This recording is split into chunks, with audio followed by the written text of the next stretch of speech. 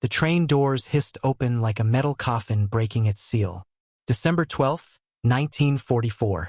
Louisiana night air rushed in, humid and foreign. Nothing like the cold bite of winter they'd left behind. Greta Weber stepped onto the platform and squinted against light so bright it felt obscene.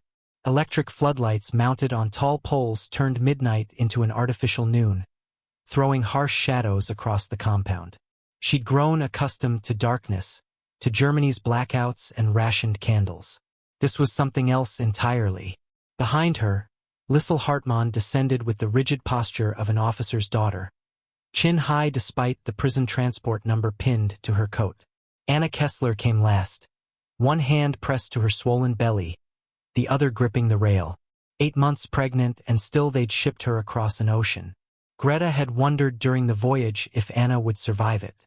The crossing had been brutal, the ship overcrowded, the fear constant.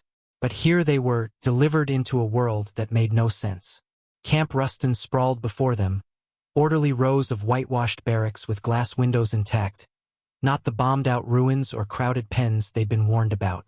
Greta's medical training made her catalog details automatically.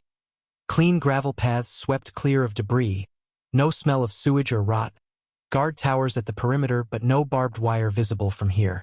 Smoke rose from chimneys in neat vertical lines. Somewhere in the distance, she heard music playing on a radio, American jazz floating across the compound. The cognitive dissonance hit her like a slap. A man in an American officer's uniform approached, boots clicking on concrete that looked poured last month, not cratered by bombs. His uniform was pressed, his face clean-shaven, his hands free of the grime and exhaustion she'd seen on every German officer for the past 2 years. "Guten Abend," he said, the accent thick but the effort genuine. "I am Captain Reynolds. Welcome to Camp Ruston."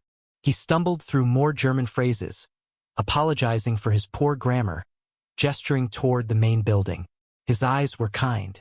That was what struck Greta most forcefully, the unguarded kindness in his expression. Greta found herself translating automatically, noting how he asked rather than commanded, how he called them ladies instead of prisoners. They were led inside. Real heat radiated from electric baseboards along the walls, a steady warmth that reached into Greta's bones.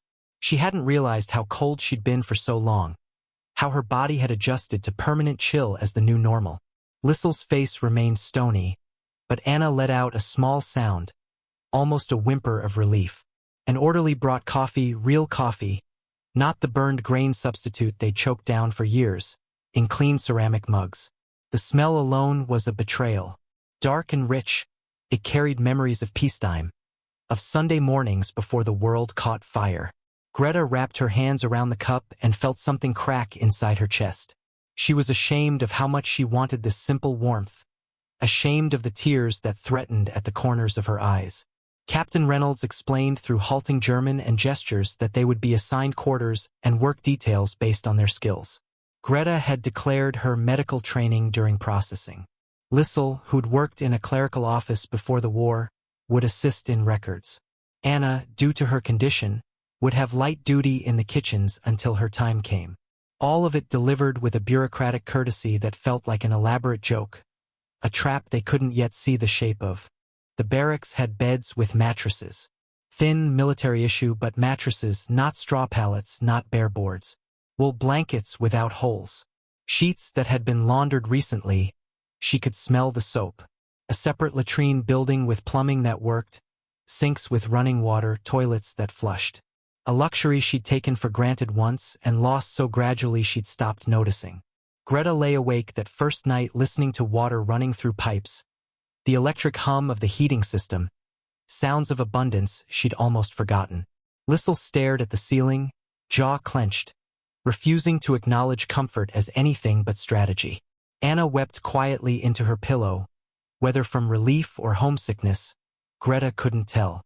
Morning brought another shock. Breakfast in a mess hall with long tables, the prisoners on one side, American staff on the other, but eating the same food. Powdered eggs, yes, but eggs, protein they'd been rationing for years. Toast with margarine. Oatmeal with brown sugar. More coffee. Greta forced herself to eat slowly, aware of Anna beside her trying not to devour everything on her plate like a starving animal. Because that's what they were, she realized. They'd been starving and hadn't fully known it. The hunger creeping up so slowly they'd normalized it, accepted it as just another cost of war. The portions were careful, not lavish. The Americans understood what refeeding did to depleted bodies. But there was enough. That was the staggering thing. There was enough, and tomorrow there would be enough again, and the day after that. No desperate calculations, no hoarding, no cutting meals in half to make them last. The medical wing occupied the east end of the camp, a low building with the Red Cross painted on its roof. Greta reported there after breakfast, still expecting some grim triage station, still braced for blood and screaming and impossible choices. Instead she found gleaming instruments laid out on steel trays, cabinets stocked with bandages and gauze, bottles of antiseptic lined up like soldiers at attention. An X-ray machine stood in the corner, bulky but functional, humming with electrical readiness. She stared at it. Hamburg's hospital had lost their X-ray equipment to a bombing raid in 1943. They'd been making do with palpation and guesswork ever since, diagnosing fractures by touch, missing internal injuries until it was too late. Dr. Mitchell, a thin man with wire-rimmed glasses and tired eyes that suggested he'd seen his share of suffering, introduced himself and showed her around. He didn't quiz her credentials or doubt her training, didn't test her with obscure questions or treat her like a potential saboteur. He just handed her a white coat, clean, starched, the right size, and began explaining their supply inventory as though she were a colleague transferring from another hospital. "Penicillin here," he said, tapping a locked cabinet. "We've got enough for the whole camp now. Miracle stuff. Saved more lives than we can count." He said it casually, the way someone might mention having enough paper clips. Greta had seen men die of infections that penicillin could cure. Young men, strong before the infection took hold. She'd held their hands while fever burned them hollow, watched them slip away because there was nothing, absolutely nothing, she could do. And here it sat in boxes, abundant enough to be casual, plentiful enough to stock every ward. The wound care supplies were organized by type: silk sutures, catgut for internal use, butterfly bandages in 3 sizes, sulfa powder in containers lined up neatly, morphine under lock and key, yes but present, plasma for transfusions, sterile saline in glass bottles. Every item represented a life that could be saved here, a life that would have been lost at home. Patricia, one of the American nurses, was close to Greta's age, maybe 25. She had an easy competence and talked while they worked, filling the silence with chatter about her apartment in New York, the picture show she'd seen before shipping out, something with Ingrid Bergman, whom Patricia called by her first name as though they were friends, her roommate who worked at a department store selling hats and gloves. Normal things, civilian things, a whole life beyond war that continued, untouched, 3,000 miles away. Greta realized she'd never lived alone, never chosen her own apartment, never had a roommate who wasn't assigned by necessity or family obligation. German women didn't, not really. You went from your father's house to your husband's, if you were lucky enough to marry. If not, you stayed and served, the eternal daughter, the unmarried aunt. Independence wasn't cruelty here. It was ordinary. "You're quiet," Patricia said, not unkindly, glancing up from the supply cabinet she was restocking. "Still getting used to it?" "The camp is not what I expected," Greta managed in careful English, each word selected deliberately. Patricia's expression softened. "What did you expect?" Greta thought of the propaganda posters, the speeches about American brutality, the stories of torture and starvation camps where prisoners were worked to death. She'd been told Americans were savages dressed in suits, that their wealth was stolen, that their kindness was a mask over cruelty. She couldn't say it, couldn't admit how thoroughly she'd been prepared to hate and fear. "Something different," she finally said. Patricia nodded slowly. "Yeah, I guess we all expected something different." Over the following weeks, Greta settled into a routine that felt increasingly surreal. She worked alongside Dr. Mitchell treating minor injuries and illnesses, both among the prisoners and the American staff. Everyone received the same care. She watched Patricia joke with a German woman suffering from bronchitis, Listened to Dr. Mitchell patiently explain an X-ray finding to an enemy soldier who'd broken his wrist in a work detail accident. No degradation, no cruelty, no hierarchy of deserving and undeserving. Just medicine, applied with the same steady professionalism to everyone who walked through the door. The camp had rules, yes, curfews and roll calls and work assignments. But within those boundaries there was a strange normalcy. A library with books in German and English. A recreation yard where people played cards. A canteen where prisoners could buy small items, cigarettes, writing paper, soap, with wages earned from their work details. Greta saved her wages to send money home when mail service allowed. Lisel worked in the records office and spoke to almost no one. She moved through the camp like a sleepwalker, fulfilling her duties with mechanical precision, filing and typing with the rigid discipline of someone holding themselves together through sheer will. At night she sat on her bunk writing letters home, her pen scratching across paper with fierce concentration, as though she could anchor herself through correspondence, maintain connection to a world that made sense. Anna, meanwhile, bloomed in an unexpected way. The steady food and warmth brought color back to her cheeks. The baby grew properly, her belly swelling on schedule instead of the stunted way it had been. She helped in the kitchen, peeling vegetables and kneading dough, and began to smile again. Small smiles at first, tentative, as though she'd forgotten how. Her husband had died at Stalingrad. She'd been certain she would follow, that the baby would die inside her, that there was no future left. Yet here she was, growing stronger daily, carrying life instead of death.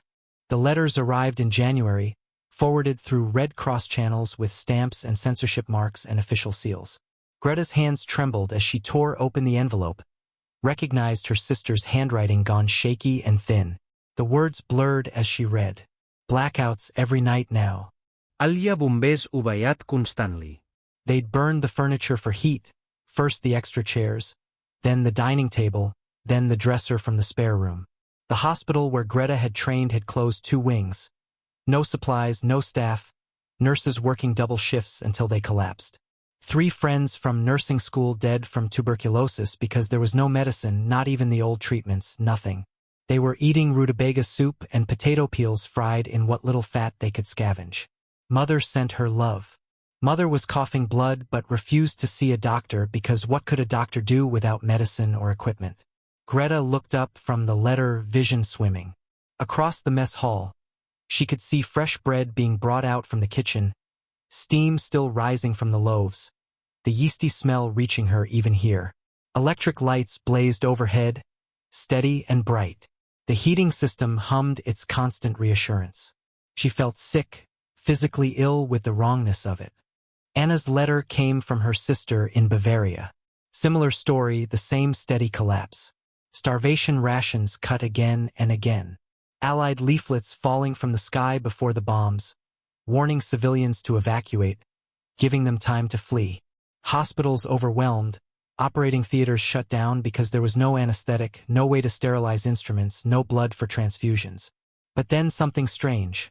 Her sister mentioned American medics helping after a raid, setting up a field station in the rubble, treating German civilians alongside their own wounded. They gave us morphine, Anna read aloud, her voice hollow with disbelief. They set broken bones. They left supplies when they withdrew. I don't understand. Lisel's letter sat unopened on her bunk for 3 days, the envelope growing soft with handling. The radio in the common room played BBC broadcasts and American news alongside the German stations, all 3 narratives running parallel and contradictory. Greta found herself listening to all of them, trying to reconcile the different versions of reality like a doctor comparing X-rays from different angles. The German announcers spoke of imminent victory, of new weapons being prepared, of unbreakable will and final triumph just ahead. The BBC reported cities falling one by one, the Reich collapsing inward like a dying star. The Americans described bomber crews dropping medical supplies ahead of raids when they could, pilots risking discipline to show mercy, field hospitals treating enemy civilians because it was the right thing to do. None of it fit together in a single coherent picture, and yet all of it was true simultaneously. Psychological warfare, Lisel said one night, her voice flat and certain. The coffee, the heat, the medicine, the kindness. All of it calculated. They want us grateful, compliant. They want us to forget what's being done to our families while we sit here warm and fed. They want us to betray Germany without realizing we're doing it. My family is alive because of American penicillin, Anna said quietly, her hand resting on her belly. The letter said so. American medics saved my sister's life. Lisel turned away, jaw set hard as stone. Greta understood Lisel's anger because she felt it too, that howling confusion of gratitude and guilt churning in her stomach. She was warm and fed while her sister burned chairs to survive the winter. She had antibiotics while her mother's neighbors died of preventable infections. She slept in a real bed while Hamburg burned. The Americans weren't monsters, that was the unbearable part. They were just people, tired people doing difficult work with the resources they had. And they had so much. Captain Reynolds organized a small ceremony in February to present evidence collected from liberated territories. He didn't make it mandatory, emphasized that attendance was voluntary, but most came. The room was silent as he displayed photographs, carefully selected to show scale without sensationalizing horror. Documents in German, transfer orders stamped and signed, requisition forms for materials whose purposes became clear only in retrospect. Train schedules, capacity reports, the bureaucratic infrastructure of genocide laid out with the same neat precision that had made it possible. He spoke quietly, translating for those whose English was weak. His voice steady but heavy with the weight of what he was showing. These were extermination sites. These were concentration camps. These were the numbers, the impossible numbers. He showed maps, locations, dates. He answered questions with grim honesty. Greta watched faces around her drain of color. Some people left, unable to continue watching. Some wept openly. One man vomited into a trash bin. Reynolds didn't press anyone to stay, didn't force witness. He simply made the information available and stepped back, letting people take what they could bear. It was then that Lisel finally opened her letter from home. Greta found her on the barracks floor an hour later, the pages scattered around her like fallen snow, her whole body shaking with silent sobs. Lisel's face was colorless, her breathing shallow and rapid. The letter was from her mother, written in the careful script of someone trying to maintain dignity through catastrophe. But there was more. Documents that had come through military channels. Captain Reynolds' careful handwriting on a cover note explaining what he'd found in captured German records. Lisel's father, Colonel Heinrich Weber, had been executed by firing squad 3 months ago. Not by the Americans, not by the Allies, not by the enemy. By the SS, for defeatism after he'd questioned an order, after he'd hesitated too publicly. But before his death, they'd found his signature on transfer documents. Hundreds of transfer documents. Orders sending people east, to camps whose names Greta now knew from Reynolds' briefing. Treblinka, Sobibor, Auschwitz. Her father had not built the machine of death, but he had oiled its gears, signed his name, moved the pieces, made it function smoothly. He didn't know, Lisel whispered, clutching the papers. He couldn't have known. He was a soldier. He followed orders. He didn't know where they were going. But the documents suggested otherwise. Memos, notes, warnings from subordinates asking for clarification because the numbers didn't make sense, because the supply requisitions didn't match transport capacity. And his response is, proceed as ordered. Fulfill quota. Expedite transfer. He had known, or he had chosen not to know, which was its own kind of knowledge. He had seen the questions and decided not to ask them. Greta knelt beside her, the cold floor pressing into her knees. There were no words adequate to this. She simply stayed there, a hand on Lisel's shoulder, an anchor in the storm, while her friend keened like a wounded animal. For weeks afterward, Lisel was catatonic. She ate only when prompted, moved through her work details like an automaton, spoke to no one. She'd been proud of her father, so proud of his uniform and his rank and his service to the fatherland. Now that pride was a coat lined with poison, beautiful on the outside and deadly against the skin. Anna went into labor on a Thursday in March, 5 weeks early but not dangerously so. The baby was coming regardless of schedules or plans. Dr. Mitchell cleared the medical wing, brought in Patricia and 2 other nurses, moved with calm efficiency. Greta assisted, her hands steady despite her racing heart, falling into the rhythm of training and instinct. They had everything they needed. Sterile equipment laid out in precise order, anesthetics measured and ready, antibiotics standing by in case of infection, instruments gleaming under surgical lights. In Hamburg, this birth would have been a desperate gamble, a prayer whispered in the dark. Here it was routine, manageable, almost ordinary. The baby girl arrived small but squalling, pink and furious at the world, her tiny fists waving in outrage at the indignity of birth. Anna wept, great heaving sobs of relief and joy and exhaustion. Patricia wrapped the infant in clean towels warmed by the heating system while Greta checked vitals, counted fingers and toes, confirmed healthy reflexes. Dr. Mitchell supervised, made notes on his clipboard, and declared mother and child stable. It was Patricia who went to find Lisel, who understood somehow that this moment mattered beyond medicine. She brought her to the medical wing an hour later, guided her gently to Anna's bedside where the new mother sat propped on pillows, the baby nestled in her arms. Anna looked up, exhausted and radiant in the way of new mothers throughout history. "Would you like to hold her?" Lisel stood frozen, her face blank as paper. Then, very slowly, as though moving through water, she reached out. Patricia placed the baby in her arms with practiced care, adjusting her grip, supporting the tiny head. The infant made a small sound, a mewl like a kitten seeking warmth. Lisel stared down at the tiny face, the impossibly small features, the miniature fingernails like grains of rice. Something in her cracked open. The dam that had held for weeks gave way. She began to cry, not the harsh keening of grief but something else, something raw and new and almost painful in its vulnerability. Tears rolled down her face and she made no move to wipe them away. Anna reached up and took her hand, squeezed it gently. "She's alive," Lisel whispered, her voice breaking. "She's alive and she's here and she's perfect." The baby opened her eyes, unfocused and deep blue, and seemed to look at Lisel. It was pure chance, meaningless reflex, but it felt like forgiveness.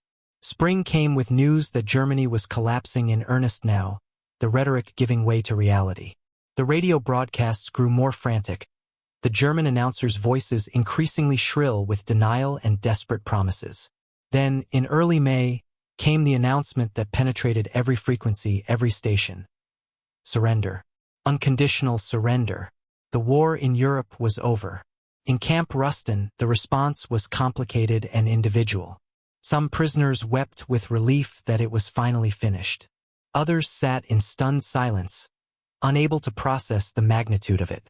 A few celebrated quietly, grateful the killing had stopped, that no more mothers would receive death notices. Greta felt all of it at once. Grief for the Germany she'd imagined existed, for the illusion of honor she'd believed in. Relief that the machinery of death had finally ground to a halt. Fear for what would come next, what rebuilding would cost, what truth would demand. Captain Reynolds gathered them 2 days later in the mess hall. His face was serious but not unkind. Repatriation would begin soon, he explained. They had choices to make, real choices. Those who wished could return to Germany, help rebuild from the ruins. Those with sponsors could apply to remain in the United States, subject to interviews and approval. There would be paperwork, forms, investigations. But there would be choices. Anna chose immediately, without hesitation. "Bavaria," she said, holding her daughter close. "I'm going home. Someone has to rebuild. Someone has to show her where she came from." Her voice was quiet but certain. She would go back to the rubble and start again because what else was there? Lisel was quieter, more hesitant. She'd begun training with Patricia in the medical wing, learning nursing procedures with the focused intensity of someone trying to build a new self from rubble.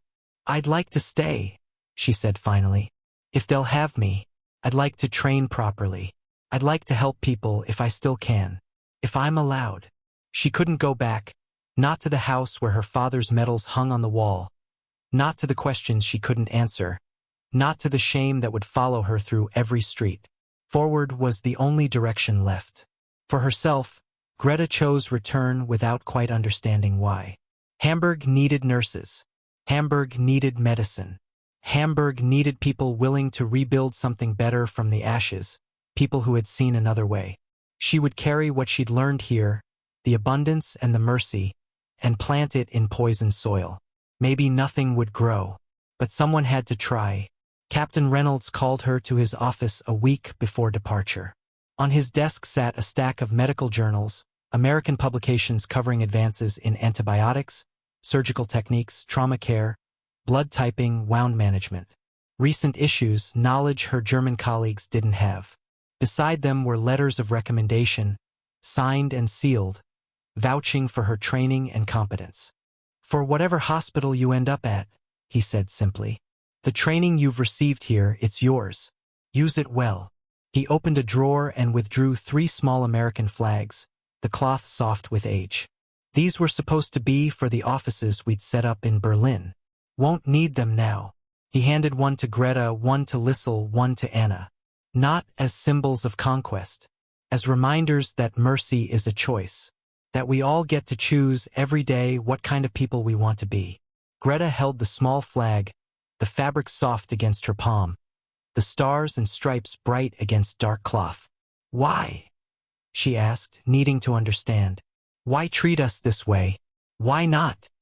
She couldn't finish. Why not what we deserved? Reynolds was quiet for a moment, choosing his words carefully. Because you're people. And because someone has to stop the cycle. Cruelty breeding cruelty. Revenge breeding revenge. Might as well be us. Might as well try something different and see what happens. The repatriation ship left New Orleans 2 weeks after surrender, cutting through green waters toward a gray Atlantic. Greta stood on deck with Anna and her baby daughter, watching the harbor lights fade as evening fell. The city blazed electric against the dark, a constellation of abundance. Every window lit, every street illuminated. She thought of Hamburg's ruins, the darkness of rationing and blackout, the hard work of reconstruction ahead that would take years, maybe generations. In her bag, she carried the journals, the letters of recommendation, and the flag carefully folded. Tools and symbols, evidence of a different way, proof that abundance and mercy could coexist. Anna shifted the baby to her other arm, the infant sleeping peacefully despite the ship's movement. What will you do? She asked. Really do, not the plan, the real thing. Rebuild, Greta said, watching the lights. Train others. Make sure what we learned here doesn't die with us. Make sure the young nurses coming up know there's another way. She paused. And tell the truth, I think, about what we saw, about how things could have been different. Do you think we can actually change anything? Greta looked back at the lights of New Orleans, then forward to the dark Atlantic ahead and the darker continent beyond. She thought of Lisel choosing to stay, choosing service over shame, choosing to help rather than hide. She thought of Anna returning to raise her daughter in the ruins, to show her that people could survive and build and hope. She thought of Patricia's easy competence, Dr. Mitchell's trust, Reynolds' quiet decency that never demanded gratitude or submission. I didn't think this was possible, she said, lifting the journals slightly. Abundance without cruelty, mercy toward enemies, treating prisoners as human beings. If this exists, if it's real and not just an accident or an exception, then what else might be possible? What else have we been told is impossible that's just a choice we haven't made yet? The lights faded to pinpricks, then vanished entirely as the ship moved past the harbor mouth. The ship moved forward into darkness, carrying them toward the enormous work of tomorrow, toward the rubble and the truth and the long labor of building something better. But Greta held the journals close and felt something she'd thought lost forever in the bombed-out ruins of Hamburg. The beginning of hope, earned through evidence and witness, through seeing proof that different choices led to different worlds. Now she knew what was possible, and knowing changed everything. She couldn't unknow it, couldn't unsee it. That knowledge was hers now, a tool as practical as the surgical instruments she'd learned to use, as real as the antibiotics that saved lives. And she would use it every day until the work was done or she had no strength left. That, at least, was a choice she could make.